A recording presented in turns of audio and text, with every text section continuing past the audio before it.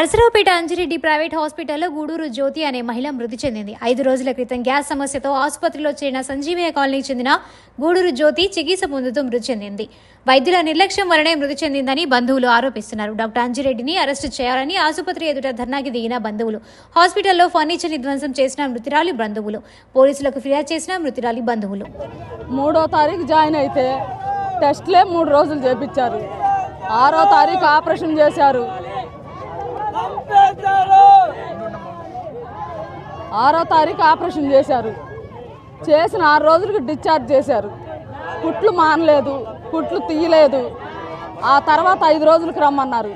మేము వస్తే డాక్టర్ లేరు, ఏదో ఎక్కడో క్యాంపుకి వెళ్ళారంట.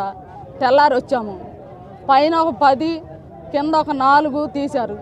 ఇంకా 5, 6 ఉండయని చెప్పారు. ఆ చెప్పిన తర్వాత భోజనం పెట్టకుండా హాస్పిటల్లో డిశ్చార్జ్ పెట్టారు. మెయిన్ ప్రాబ్లం భోజనం ఇంటికి వెళ్ళిన తర్వాత పెడితే అమ్మాయి వామిటింగ్ చేసుకుంటుంది. మళ్ళీ ఇంటికి హాస్పిటల్కి వస్తే ఆ రోజు జాయినింగ్ చేసి మళ్ళీ న్యూ జాయినింగ్ అని చెప్పారు. ఫస్ట్ జాయిన్ చేసి ఆపరేషన్ చేసినప్పటికే 2,40,000 అయినాయి బిల్లు ఏదైనా కానీ. తర్వాత ఆరోగ్యశ్రీ అని పెట్టారు.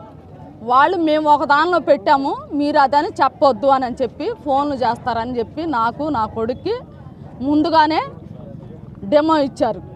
ముందుగానే చెప్పారు ఇలా చెప్పండి అని. మేము దానికి పెట్టాము, దీనికి రాదని.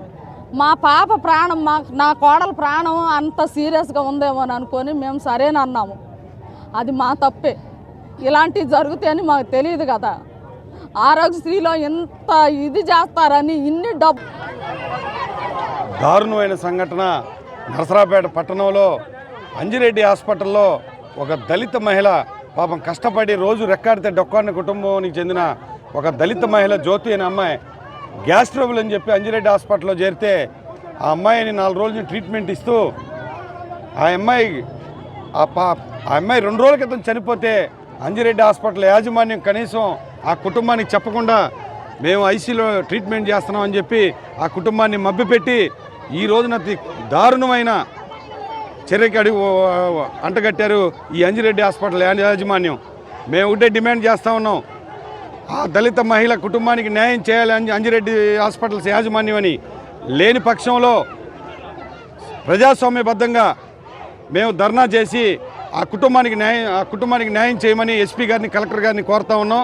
అయినా సరే దున్నపోత మీద వానబడినట్టు యాజమాన్యం చెల్లించకుండా కనీసం 4 గంటల నుంచి రోడ్డు మీద కూర్చొని దళిత సంఘాలు, బీసీ సంఘాలు ఆ కుటుంబానికి న్యాయం చేయమని గొంతు చించుకునే విధంగా ఆర్తనాదాలు చేస్తున్నా కానీ యాజమాన్యం పట్టించుకోకుండా ఒక దారుణం మొన్న 3 రోజుల క్రితం వచ్చినప్పుడు అయ్యే వాంతులు అది చెప్పారు. అయ్యే వాంతులు అవుతున్నాయండి అంటే ఆ పాత ట్రీట్మెంట్ అయిపోయింది, కొత్తగా ట్రీట్మెంట్ చేయాలా అని ఇట్టాగే వీడియో తీసుకున్నారు మమ్మల్ని. అదేంటి సార్ పాత ట్రీట్మెంటే కదా అంటే వాంతులకు కూడా అంటే దానికి కాదు, ఇది పాతది అయిపోయింది, కొత్తది వేరేగా చేయాలా, దీనికి డబ్బులు అవుతాయి అని అంటే సరే సార్ ఇప్పుడు దాకా నేను 1,00,000 పైన పెట్టాను, 1,20,000, 1,30,000 దాకా పెట్టాను సార్. ప్రజెంట్ అక్కడ క్యాష్ లేదు, పిల్లలు చిన్నపిల్లలు సార్, నేను అమౌంట్ అరేంజ్ చేసుకుంటాను, మీరు ట్రీట్మెంట్ చేయండి సార్, నేను పంపేస్తాను అని డాక్టర్ గారితో చెప్పాను. డాక్టర్ గారితో చెప్తే డాక్టర్ గారు ఏమో దానికి ఓకే అండ్ తర్వాత ఏమో మెడికల్ షాప్ బిల్లు ఒకటికి డే బై డే మార్చి కట్టండి అని అన్నారు. సరే దానికి సిద్ధపడి ట్రీట్మెంట్కి పోయాం. ఐసీయూలో పెట్టారు. 1 రోజు ట్రీట్మెంట్ చేశారు. బాగానే మాట్లాడుతుంది, ఏదో ముక్కులో పైప్ వేసి మాట్లాడలేకపోతుంది అట్ట. దానికి సాయంత్రం పూట ఏం చేశారంటే అన్ని మెడిసిన్ రాశారు. మేము డబ్బుల కోసం అని వచ్చాం. వస్తే ఆ డబ్బుల కాడ ఏమైందంటే మాకు అందులో కొంచెం లేట్ అయింది సార్, మేము పంపిస్తున్నాం సార్, డబ్బులు వస్తాయి కంపల్సరీగా, మీరు మెడిసిన్ ఏంటి అంటే ఆరోగ్యశ్రీ పెట్టానన్నారు కదా, మళ్ళీ డబ్బులు ఎందుకు? దీనికి 2వ దానికి ఆరోగ్యశ్రీ లేదు అన్నారు సార్. ఇంకొక కళ్ళ చూడ అతను వార్డు డాక్టర్ అంట, ఆయన ఆరోగ్యశ్రీ వచ్చిద్దమ్మా వెసులుబాటు అయితే పెడతానమ్మా అండు.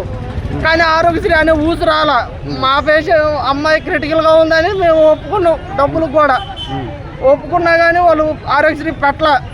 దానికి తోడు ఏం జరిగింది, 10:30 అప్పుడు అమ్మాయి బాగానే మాట్లాడింది నాతో, బావా నువ్వు ఇంటికి పో, బావ పిల్లలు ఉన్నారని. నేను ఇంటికి పోయా అరగంటలోనే మీ ఆడవాళ్ళకి స్ట్రోక్ వచ్చింది రైడ్ అని ఫోన్ల మీద ఫోన్లు చేశారు. ఇవో మా అమ్మ ఉంది లోపలికి రానియకుండా వాళ్ళ భర్తగాను వాళ్ళ అత్తకు ఫోన్లు చేయండి అని చెప్పారంట. ఇక తర్వాత